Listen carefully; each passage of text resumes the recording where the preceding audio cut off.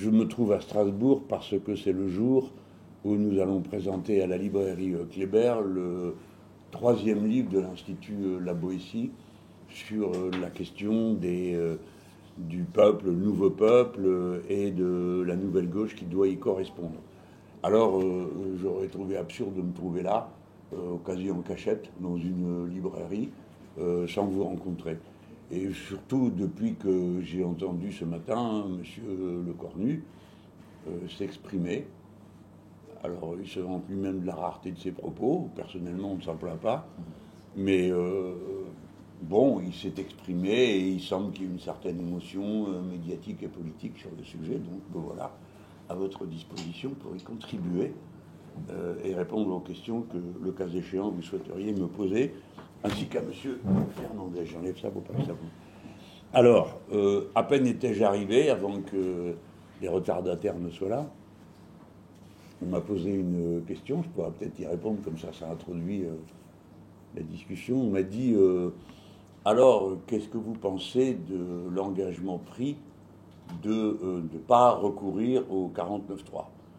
Alors je vois dans cette question un signal de notre époque. On est tellement habitué à voir la démocratie parlementaire piétinée que c'est un événement de parler du 49.3. Et honnêtement, c'est pas faux, puisque les plus grands événements, désormais, sont considérés comme acquis par 49.3. Le plus récent souvenir, c'est évidemment la retraite à 64 ans, qui n'a jamais été votée par personne dans ce pays, et qui est passée par 49.3. Alors ça, prenons-le comme un signal, c'est un aveu. Eux-mêmes reconnaissent que c'est une brutalisation de la vie parlementaire qui n'est pas acceptable, et d'ailleurs, ils annoncent qu'ils y renoncent. Maintenant, il restera toujours un doute sur quelque engagement que ce soit de ce gouvernement, car pour rappeler la très ancienne formule de M. Charles Pasqua, les promesses n'engagent que ceux qui les croient. Mais, et surtout avec un gouvernement pareil, c'est plutôt la tradition. Bon, une fois ceci posé, permettez aux parlementaires expérimentés que j'ai été, expérimentés au moins par la durée, de vous dire que le 49.3 n'est pas la seule chose qui est à craindre le débat parlementaire. Loin de là. Et comme j'ai vu passer toutes les formules, elles sont assez présentes à mon esprit pour que je soupçonne M. Le Cornu de se fiche de nous. Pourquoi ? Parce que le 49.3, comme vous le savez, ça engage la responsabilité du gouvernement. C'est l'opération la plus cuisante pour un gouvernement. Et en même temps, j'espère que tout le monde l'a bien noté maintenant, le 49.3 a en revers la motion de censure qui est liée. Et on sait qu'elles sont liées, d'abord parce que c'est dans le texte, et deuxièmement parce que le président Pompidou, lorsqu'il était Premier ministre, avait dit « je ne fais pas un vote de confiance, mais vous avez le pendant, le 49.3 ». Ok, donc 49.3, c'est le maximum, le gouvernement met la tête sur le billot. Alors, pour le cas où, parmi ceux qui nous écoutent, il y en aurait, comme moi-même, qui ne sont pas des experts de ligne à ligne de la Constitution, je m'en vais vous rappeler quelles sont les autres merveilles qui existent, qui permettent au gouvernement de couper le cou à une décision parlementaire sans risquer sa propre tête. C'est d'abord l'article 44 de la Constitution. C'est-à-dire que le gouvernement dit « Ah ben alors on a eu un débat, il y a des amendements, tout ça », et le gouvernement dit « Bon, vote bloqué ». Qu'est-ce que le vote bloqué ? Le gouvernement prend le texte initial, il y rajoute les amendements qui lui conviennent, il en enlève ceux qui ne lui conviennent pas, même s'ils ont été adoptés, et c'est un vote bloqué. Vous votez en pour ou en contre. Voilà.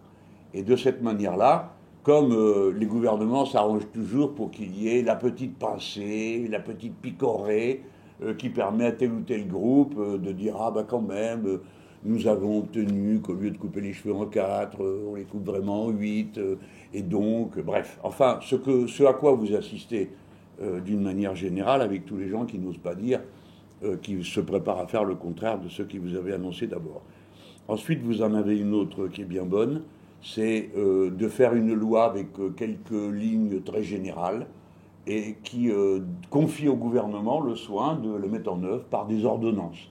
Alors, ça peut vous donner des choses comme, eh bien, il est souhaitable que le rail français fasse de grands progrès dans le cadre de la concurrence. Et ça vous donne, une fois que vous avez appliqué l'article 38, par ordonnance, le gouvernement décide la privatisation du rail.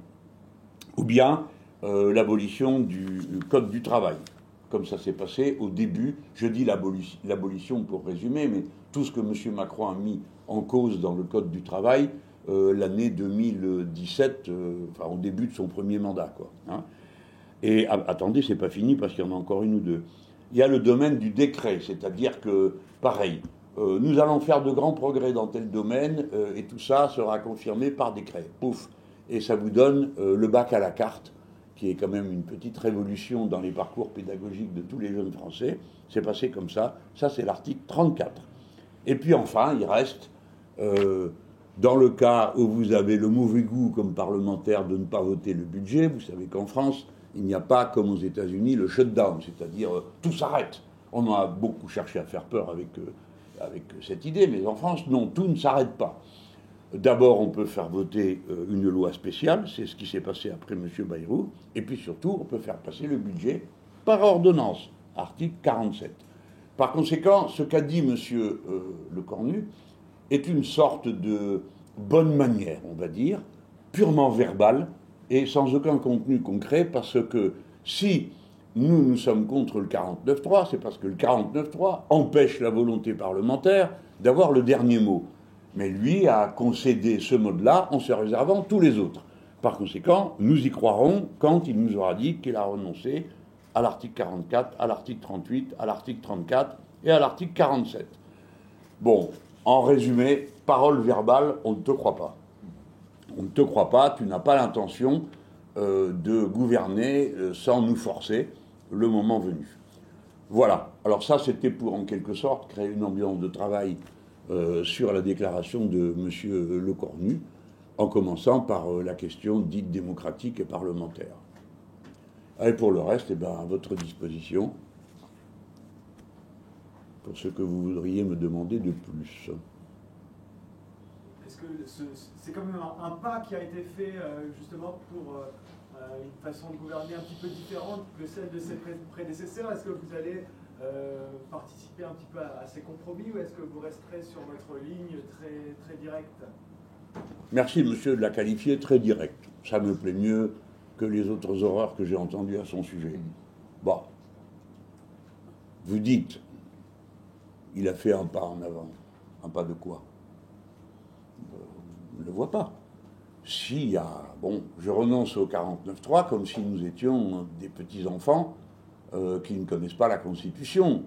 Et même ceux qui ne la connaissent pas l'apprennent grâce au travail politique ou à l'expérience qu'on acquiert. Donc nous ne croyons pas son histoire de 49.3 parce qu'on sait que c'est un faux semblant. Mais c'est pas tout. Je ne sais pas, j'ai écouté ce matin quels étaient les pas... parce qu'on nous pose souvent ça, la question. Je vais venir après au fond. Mais pour l'instant, j'en reste au niveau où vous me posez la question. Vous me dites, il fait un pas. Ben non, il ne fait pas de pas. Pourquoi? Parce qu'il a dit qu'il n'excluait pas d'envisager, de regarder s'il était possible de peut-être penser à quoi? À une contribution sur les plus grandes fortunes, mais qui ne serait pas la taxe machin, mais qui ne serait pas le truc bidule. Mais c'est bon, on connaît. On nous l'a déjà fait 3 fois. Monsieur Attal avait dit qu'il n'avait pas de... comment il avait dit qu'il n'avait pas de religion contre. Qu'est-ce qu'il a fait? Rien. Ensuite, c'était auparavant, lequel c'était avant? Barnier. Que dalle. Monsieur Bayrou, oui, il a fait une taxe à un moment donné, et pour ceux qui ne payaient pas, si mes souvenirs sont bons, qui payaient moins de 20%, voilà, d'impôts. Bon, compte tenu de ce qu'est la moyenne de l'imposition dans le pays. On dit ceux qui sont en dessous, quand même, c'est pas... Déjà, il faut qu'ils payent, hein. Bon. Donc, bon, tout ça, c'est la même chose qu'avant. Et puis, écoutez, vous avez des indices. On nous avait dit qu'il va y avoir la rupture. Moi, ça me plaît toujours quand on pique mon vocabulaire. J'ai adoré la planification écologique dans la bouche de M. Macron. Donc la rupture, pourquoi pas, qui était le sujet de dispute à l'intérieur de la gauche. Voilà le mot exporté. Et maintenant, du coup, on ne sait plus ce qu'il veut dire. Alors, la rupture, c'était la rupture avec la politique macroniste. Pardon, mais quelqu'un qui vous ramène la prime Macron avec le même art d'enrober les choses. Parce que la brave personne qui écoute et qui dit la prime Macron, qu'est-ce que c'est? C'est une prime, c'est toujours ça de prix. Hein. Alors nous qui défendons le financement de la sécurité sociale, nous qui avons entendu M. Bayrou attribuer à la sécurité sociale les déficits des cotisations que lui-même a supprimées mais qu'il ne rembourse pas à la sécurité sociale, admettez l'idée qu'on soit un peu, un peu crispé et un peu vigilant. Or, quand c'est une prime, il n'y a pas de cotisation. Et puis surtout, ce qui est fort, c'est que la prime, c'est si l'employeur, quel qu'il soit, et je ne parle pas là seulement des petits employeurs, je parle des grands employeurs, s'il décide de la donner. Donc la prime Macron, c'est si le patron veut, ou peut, peu importe. Mais ça n'a rien d'automatique.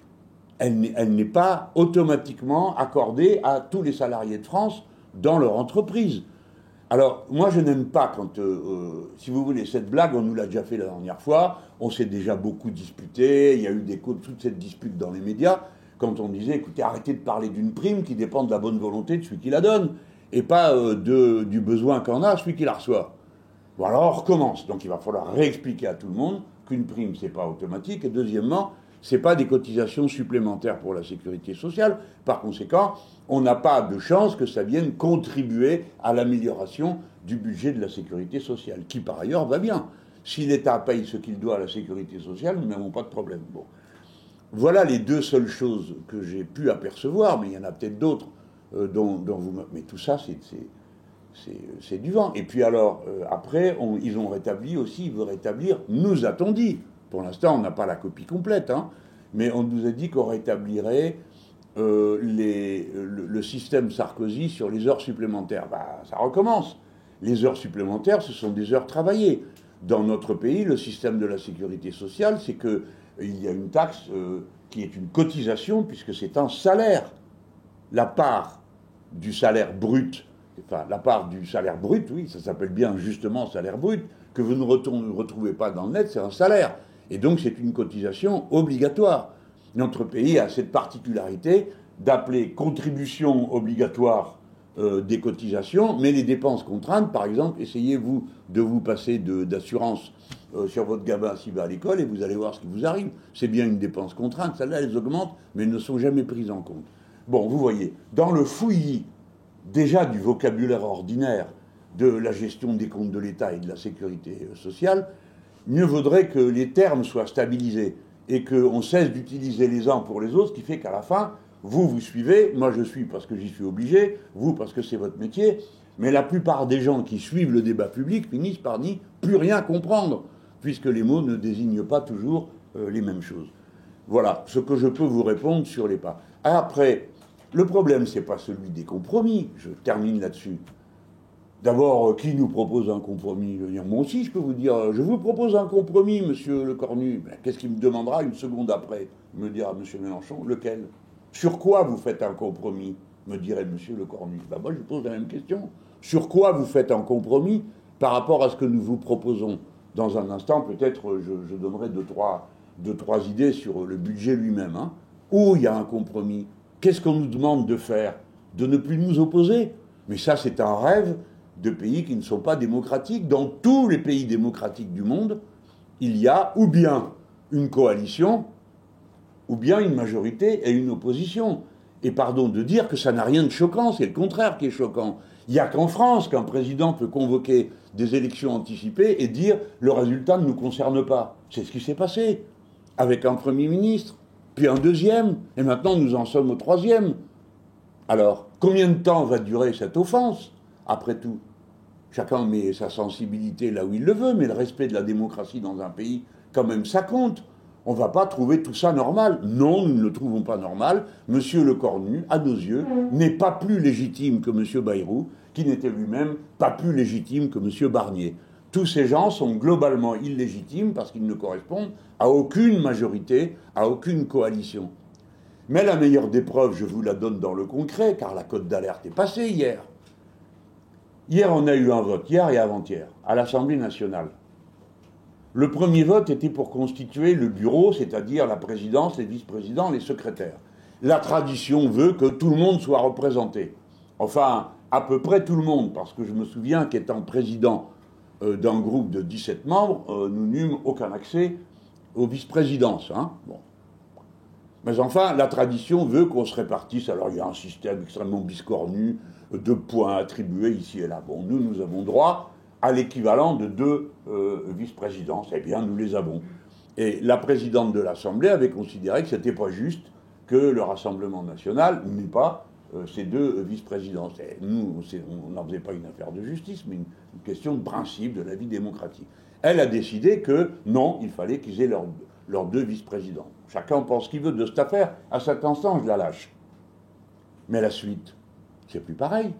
Quand vous en êtes à élire les présidents des commissions, les vice-présidents, les secrétaires, on parle d'autre chose là. Il n'y a plus d'automatisme. Bien sûr, un bureau doit voir tout le monde être représenté, mais il n'y a pas d'obligation.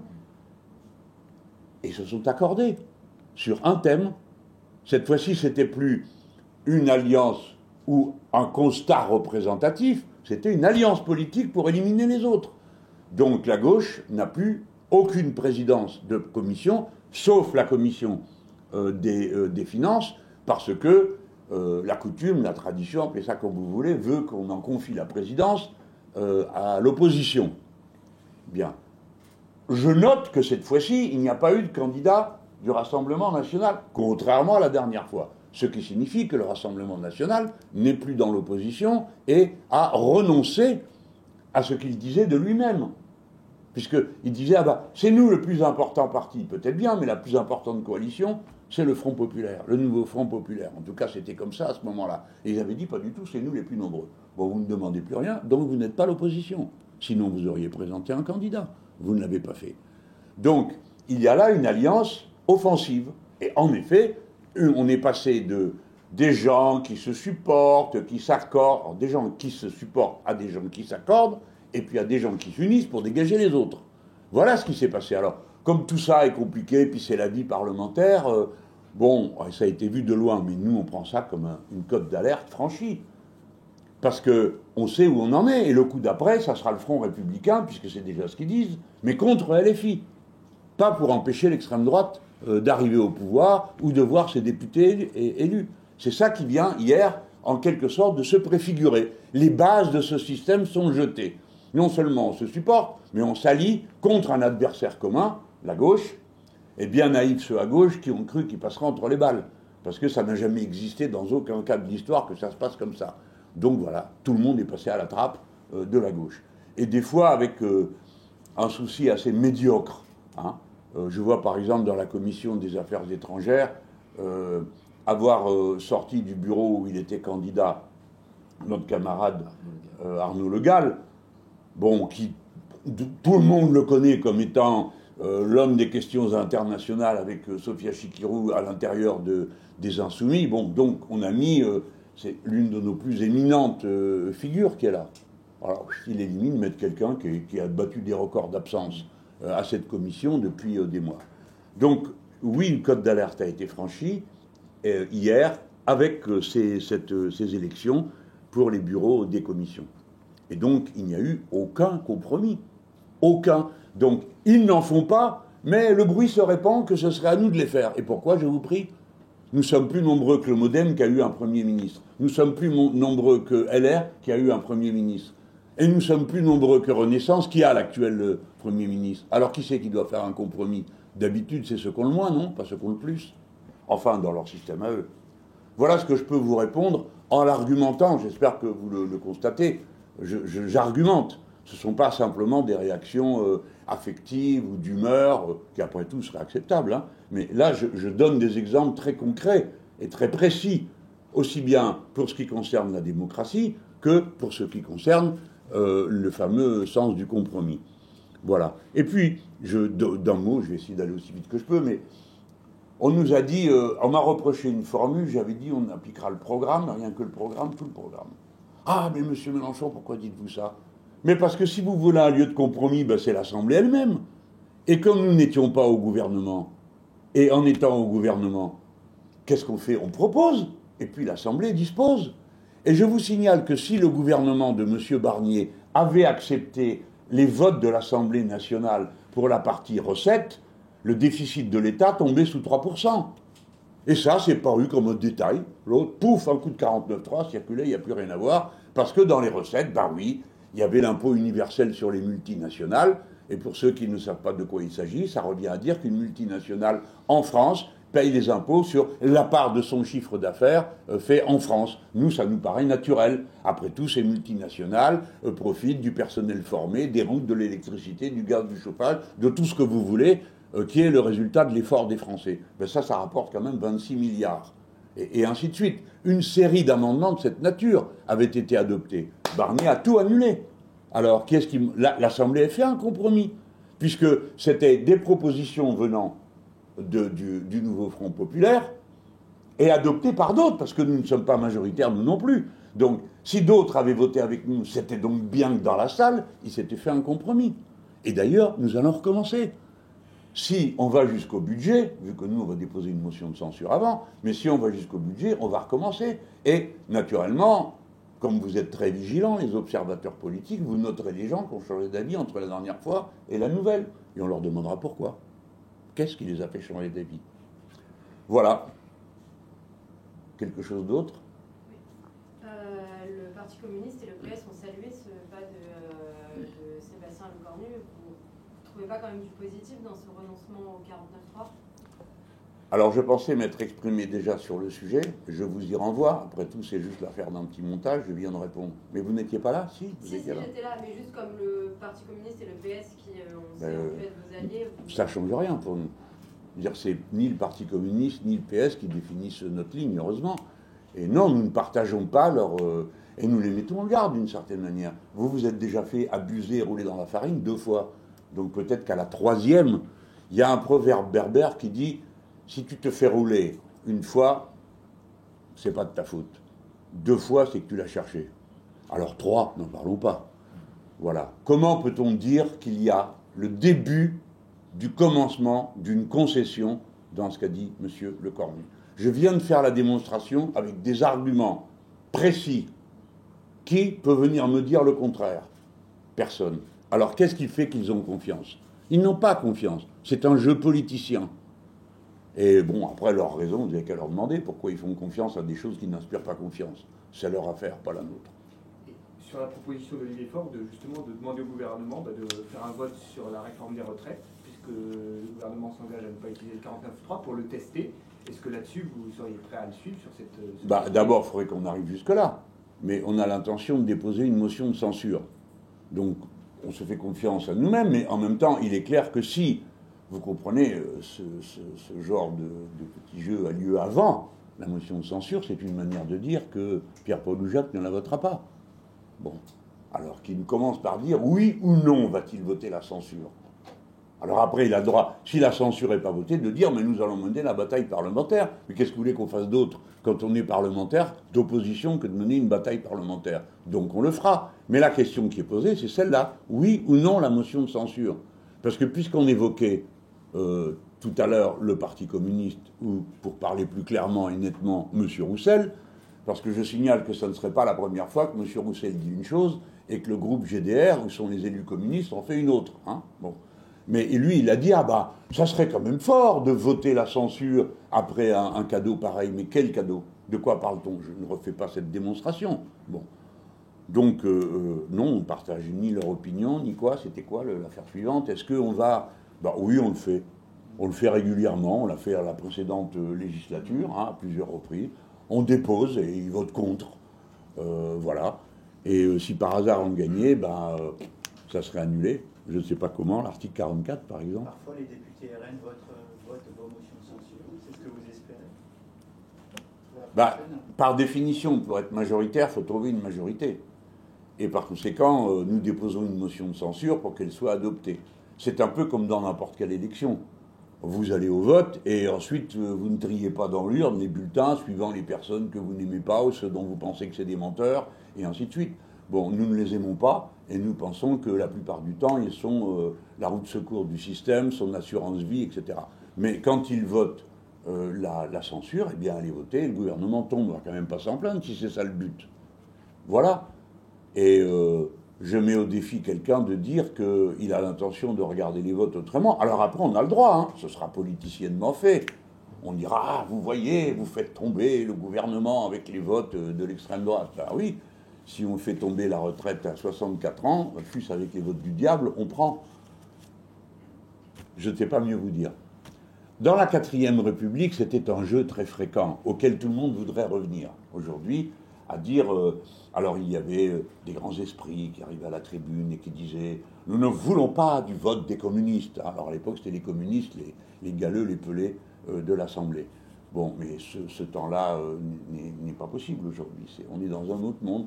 La seule chose qu'on puisse faire, nous, c'est qu'il y ait moins de députés du Rassemblement national. La prochaine fois, mais ce n'est pas ce que je prépare à faire, les autres composantes de l'Assemblée. Je ne peux pas mieux vous dire, monsieur. Toutes votes, même ceux du diable, sont bienvenus pour faire tomber le gouvernement. Je donne mon avis. Hein. Et donc là, il y a la gauche qui est divisée sur ce sujet du 49.3. Est-ce que vous craignez une division similaire pour la censure ? On verra. Je ne sais pas vous dire quoi. Mais surtout, ce que je voudrais vous dire, si vous permettez. Voyez-vous, il y a quelque chose qui ne tourne pas rond dans ce débat. Nous ne parlons pas de la même chose. Le gouvernement, c'est son rôle, étant à la suite de M. Macron, tâche de préserver ce qu'ils appellent l'héritage. Eux, ils considèrent ça comme quelque chose de positif. Cet héritage repose sur une vision économique, qui est que plus l'on favorise la déréglementation, plus on favorise l'accumulation de hauts revenus, puis plus l'argent finira par redescendre sur la sphère productive. On ne cesse de leur dire, ce truc-là n'a jamais marché. Et M. Trump a annoncé que c'était fini, le néolibéralisme. Or, c'est la première puissance économique du monde, qui est en train de refermer ses frontières à coups de droits de douane. Nous verrons s'il y arrive. À mon avis, il n'arrivera à rien, sinon à provoquer une immense crise. Mais en attendant, on leur dit, ça ne marche pas. Oui, mais après tout, vous pourriez dire que c'est une bataille d'école, économique, politique. Mais attendez, pardon, on a sous le pif. L'exemple du contraire. Nous faisons 1% de croissance. Pour l'instant, ça marche à la croissance, l'économie. Et les Espagnols font 3,5. Comment font-ils ? Comment font-ils ? Le contraire de ce que font les macronistes dans ce pays. Ils ont augmenté, depuis que le gouvernement de la gauche radicale et des sociodémocrates est au pouvoir, ils ont augmenté le SMIC de 35%. Ils ont légalisé quelque chose comme 400 ou 500 000 travailleurs qui n'avaient pas de papier, ce qui les a fait immédiatement entrer dans la consommation populaire visible, les achats les plus structurants, comme acheter soi-même une voiture ou son appartement, le rêve. D'accord ? Donc il y a une situation, il y a des faits. Ils ont compté sur un moteur, le tourisme, très bien, nous étions la première direction touristique du monde. Je ne dis pas que ça soit ça la bonne idée, je pense qu'il faut faire autre chose, et j'y viens. Mais c'est pour dire, leur système ne marche pas. C'est eux qui ont fait des millions et des milliards de dettes. Ce n'est pas les deux épisodes, ou plutôt l'unique épisode, Lionel Jospin, qui reste un épisode de gauche. Celui de M. Hollande était tout autre chose, qui en tout cas n'avait rien à voir avec ce qu'on avait connu et ce qu'on connaît comme étant la gauche. D'accord ? Donc ce n'est pas eux qui ont creusé les trous. Les 1000 milliards, c'est ceux de M. Macron. Alors souvent on me dit, ah, alors vous regrettez l'indemnisation du chômage pendant la Covid ? Pardon, mais ça ne fait pas 1000 milliards, ça. Qu'est-ce que c'est que cette histoire ? Donc, le point où nous en sommes, leur truc ne marche pas. Donc, je vous demande juste, je vais essayer, 2 minutes de patience pour dire, ça ne peut pas être un concours de savoir qui va prendre en impôts supplémentaires le moins indolore et couper dans des dépenses publiques, si possible, indolore. Ça, c'est le débat tel qu'il est installé sur la scène. Et qui fait qu'à des moments, vous êtes conduit à dire « Ah ben, il y a un compromis. » Pardon, pas avec nous. Nous ne sommes pas d'accord avec ce système-là. Ça n'a pas de sens ce qu'ils sont en train de faire. Je ne vous parle pas là comme un collectiviste. Je ne serai pas en train de vous dire « Nous allons tout confisquer. » C'est pas de ça dont on parle. Mais regardez, si vous voulez, il faut régler la question numéro 1. Augmenter la consommation populaire pour la raison que c'est 55% du produit intérieur brut de ce pays, puisque c'est la référence de tout le monde. 55%. Si vous faites augmenter ça, la machine se remet à tourner. Primo.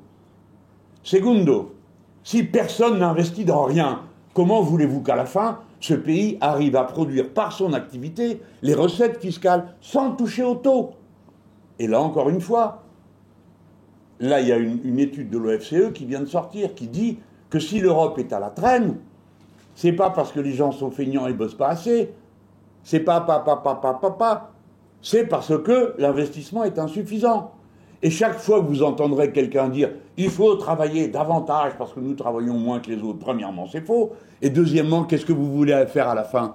Les résultats économiques en temps de travail des pays qui travaillent le plus, c'est-à-dire qu'on a le moins de machines. Enfin, tout le monde peut comprendre ça. Et ça fait 20 fois qu'on leur dit, et qu'eux, ils font la sourde oreille. Comment se fait-il que ceux qui en ont les moyens n'investissent pas ?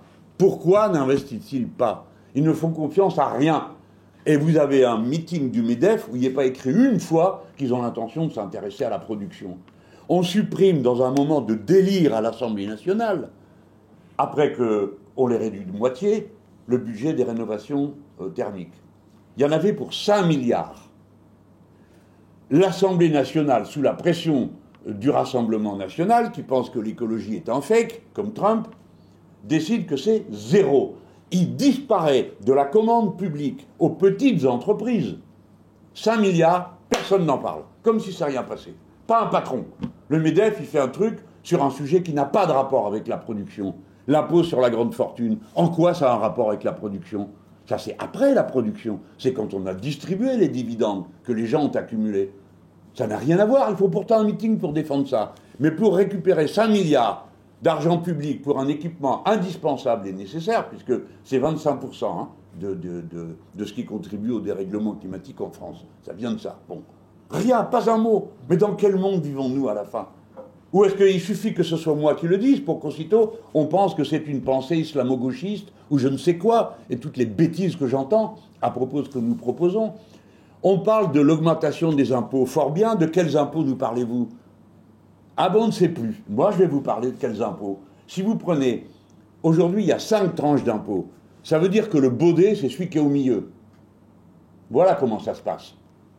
C'est les classes moyennes. Eh bien, il faut étaler 14 tranches. Nous avons déjà proposé ça. Aussitôt, nous avons lu ici et là, ils veulent augmenter les impôts. Non, 14 tranches. Ça signifie que tous ceux qui ont comme revenu moins de 4 000 € par mois, donc ça inclut les familles, d'accord, payent moins. Alors pourquoi on ne le fait pas ? Si on veut augmenter le pouvoir d'achat, il faut augmenter le pouvoir d'achat des gens quand les petits payent, parce qu'ils dépensent tout, et par la force des choses pour vivre. Donc ça conforte la consommation populaire. Ça ne coûte pas 1 € à qui que ce soit de plus, sauf à ceux qui, pour l'instant, font payer aux autres leur part d'impôt. Voilà des choses que tout le monde peut comprendre et face à quoi nous n'avons toujours pas d'arguments qui nous ont été donnés.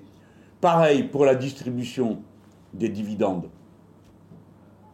J'ai connu une époque où il y avait 2 tarifs sur les profits ou les bénéfices des entreprises pour fixer l'impôt. Le premier, c'était l'argent qu'on donnait en dividendes. C'était un barème. Et ensuite, il y avait un autre barème, c'était pour ceux qui réinvestissaient. Et ceux-là, ils payaient moins. Eh bien, moi, je propose que les uns payent plus pour que les autres puissent payer moins. Autrement dit, chaque euro qui serait réinvesti dans la production, sur la part des bénéfices de l'entreprise, eh bien, ne serait pas taxé de la même manière. Elle serait taxée beaucoup plus bas. Ça ne change rien à la masse totale de ce qui est prélevé.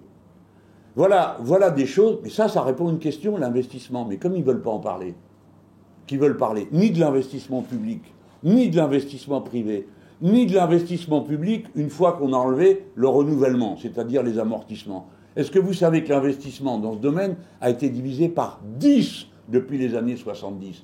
Dites-moi dans quelle branche, dans quel domaine d'activité il y a moins besoin de machines, moins besoin d'innovation. Où vite, montrez-nous où. Qu'est-ce que vous voulez faire ? Revenir à la masse des gens qui travaillent de leurs mains ? Qui usent leur corps au travail ? Parfait, vous n'en voulez pas. Vous les jetez dans la mer quand ils arrivent. Alors ça suffit à la fin. Donc, c'est pour dire tout ça que le débat n'est pas celui qu'on dit. Concours de où on va couper et concours à qui on va arracher moins de plumes pour que ça fasse moins de mal. Le débat, c'est comment on fait pour avoir une politique qui relance l'activité. Si vous relancez l'activité, vous avez plus de gens qui bossent, plus d'impôts qui rentrent sans toucher au taux. Voilà. Voilà moi ce que je voulais vous dire en l'ayant écouté. J'enrage parce que, si vous voulez, ça fait 3 semaines que ça dure. On comprend que les questions restent enfermées dans une problématique, mais la confrontation des deux thèses ne vient jamais. Et c'est la raison pour laquelle, depuis le début, nous on dit le fond de l'affaire, c'est que quelqu'un doit avoir raison sur ce sujet. Si vraiment c'est la ligne Macron qui est la bonne, que les Français pensent que c'est la bonne, que l'argent va ruisseler, alors tranchons maintenant, c'est le moment ou jamais, puisqu'il y a déjà 3 000 milliards de dettes. Mais si c'est nous qui avons raison, alors tranchons maintenant. Parce qu'il faut qu'il y ait quand même quelques années pour tout ça se mettre en place, même si on travaille beaucoup, pour savoir comment on peut relancer la machine le plus vite possible. Bon. Et puis après, il y a plein de choses à mettre à plat dans les chiffres pour que les gens sachent. J'ai lu, je ne sais pas où, la baisse de la productivité du travail. Enfin bon, en plus, dans votre région, c'est des choses qui se comprennent. Ces gens-là ont mis 800 000 mômes à l'apprentissage. D'accord ? Et tout le monde de se taper sur le ventre en comparant les résultats de l'apprentissage en Allemagne avec ceux de la France, comme si c'était le même système productif dans les deux pays. Et bien sûr, l'apprentissage donne de bons résultats, mais il y a une limite de nombre et de métiers dans lequel l'apprentissage a un sens. Et il y a un moment où l'apprentissage coûte encore plus cher que la formation traditionnelle. Mais pour être un peu cruel à leur égard, si vous regardez les chiffres, alors après, vous avez toujours des gens qui donnent des conseils aux autres. Il faut travailler plus. Ah bon ? Pourquoi ? Parce que la productivité, tu le vois bien, toi, tu t'y connais. Oui, j'étais ministre de ce truc-là. Donc tu sais... Oui, je sais que vous avez mis 800 000 personnes dans des contrats de travail, parce qu'un apprenti, c'est un contrat de travail, c'est pas un étudiant. Et vous vous étonnez que la productivité ait baissé. Mais qui vous a pu vous raconter un seul jour qu'un apprenti allait se mettre en arrivant dans l'usine à produire autant qu'un ouvrier hautement qualifié, qu'une expérience professionnelle ? Ça n'existe pas, ça. Par conséquent, ils ont eux-mêmes plombé les comptes. Ils passent leur temps à ça. Ils pillent la sécurité sociale, puis viennent dire elle est en déficit. Ils vident les caisses de l'État, puis disent ah, il y a quand même un problème. Et c'est toujours les mêmes qui doivent réparer le problème. Voilà, si vous voulez, nous, c'est à ce débat-là qu'on aspire. Ma foi, si vous pouviez me dire quand je me suis trompé dans la précédente campagne, parce que quand même, quand on a posé le problème de l'eau dans la présidentielle et qu'il n'y a pas eu 1 heure de débat sur le sujet, c'est quand même bien nous qui avions raison. Quand je vous ai dit qu'il ferait la TVA sociale, parce qu'il ne pouvait déjà pas à l'époque revenir à l'ordre des comptes qu'il voulait sans prendre 80 milliards au pays. Faites les additions, 33 milliards ont disparu dans le précédent budget, 13 ont été bloqués, 46 au total, et là ils veulent en reprendre 44. On est dans les purs de ce que j'avais annoncé pendant la campagne présidentielle. Moi, je comprends parfaitement qu'on discute des politiques avec des repères communs. Mais là, de quoi parle-t-on ? Ni vous ni moi, on le sait. On parle d'une phrase qu'il a dit à la sortie du truc en disant « je ne ferai pas le 49.3, au revoir et merci », on rentre dans son truc, on ne sait pas ce qu'il veut, ni ce qu'il va faire. Et pourtant, pendant ce temps-là, la montre tourne, le temps passe, et les dégâts se creusent. Parce que tout mois perdu, par exemple, pour la formation professionnelle, c'est un mois perdu. Vous ne ferez pas double injection pour que quelqu'un apprenne plus vite son métier. Or, la France a besoin de ça. Tout son système de formation professionnelle doit être repensé. Je prends que cet exemple. Mais essayez de trouver une seule entreprise qui s'est tournée sans personnel qualifié. Ça n'existe pas. Voilà, c'est aussi simple que ça. Continuez comme ça, et dans 10 ans, vous n'aurez plus un électricien qui sait tirer un fil droit et qui sait le raccrocher à un compteur. Voilà où on en est dans les pays où il n'y a pas de formation professionnelle. Moi, je tire la sonnette d'alarme pour la production en France, pour les rapports politiques, et puis pour ce système absurde qui a consisté à faire de nous les parias de la vie politique sans qu'à une seule fois nous ayons compris clairement ce qui nous est reproché. On ne le sait pas, encore à cette heure. Naturellement, sauf si on croit que nous sommes antisémites, qui est vraiment l'accusation la plus ridicule qu'on puisse imaginer. Mais sur le fond des dossiers, voilà.